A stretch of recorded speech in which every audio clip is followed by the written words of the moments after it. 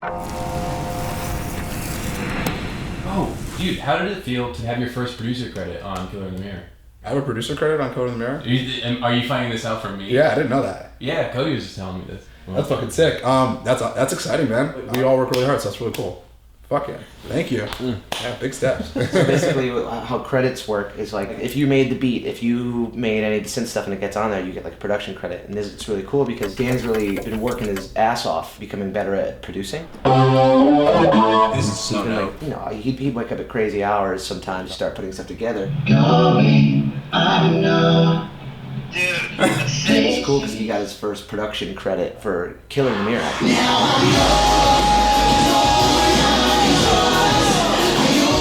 Yeah, I didn't mind how hot that was. So Dan created some really pivotal vibes to this, like as far as what's stacked in there, but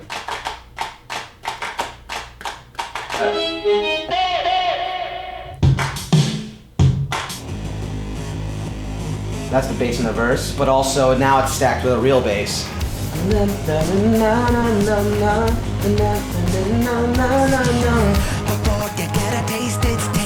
Never let your guard down.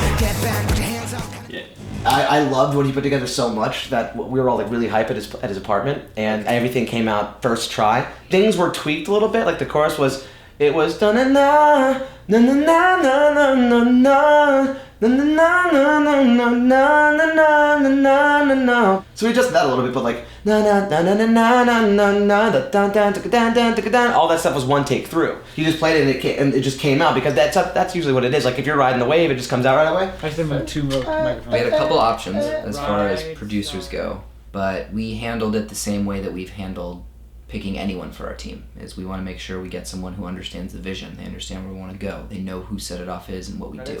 And so obviously Mike Green did the bulk of the production, like as far as like helping us arrange everything and doing the real drum kit and the actual instrumentation of everything. So it's after when he does the vocal part, the da da da da. After that, then you do the hi-hat grab. But Dan had a big role in like what the production ended up being, so he's credited as a producer on that as well. So Brandon Paddock, I always like to say Brandon's pretty much like the fifth member of our band. I really enjoy his production of things. I like watching him work. So we start with our kick and our snare. Once he catches a vibe, he's just zoned in, and you just see him go. He's just a wild card.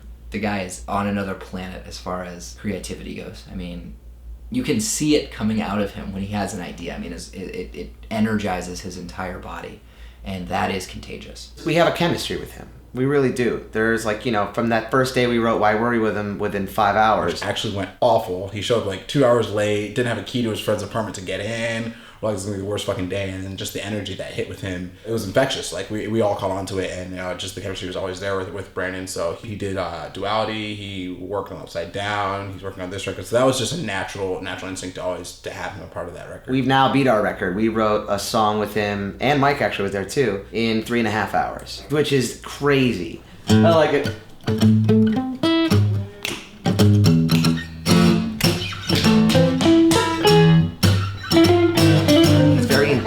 He elevates the energy of a room. And I'm a really intense person when writing's happening because I'm walking around, I'm pacing, I'm caffeinated, I'm excited. What?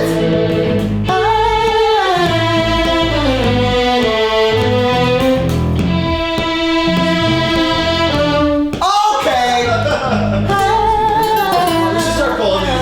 So we're both just like, yeah.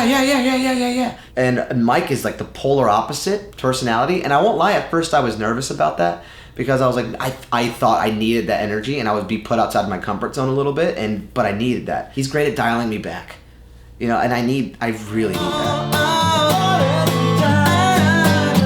I mean, I don't know, well, yeah. How does it go? Kind of is... Does it need another verse? Like, I don't know. I like what I'm not sure, actually. Yeah. He helps me, instead of adding too much, helps me delete, which I think is really great.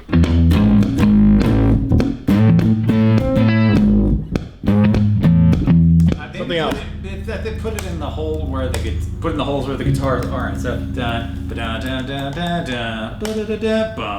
Oh yeah.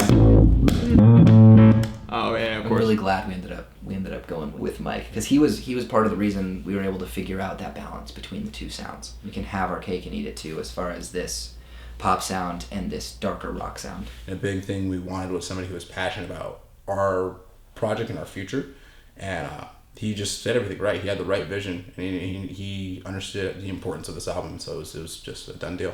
So yeah, there's a lot of great things that we've learned from working with Mike, and I think he's helping us find that balance that we've been looking for so long. And every time you're always going to think you strike it, and then the next album you'll be like, oh, we could have done this better. But for right now, we're the best version of ourselves we can be. Having both of those people for this record, I think is, I can't believe it. Like it's awesome. Why not? Fuck it.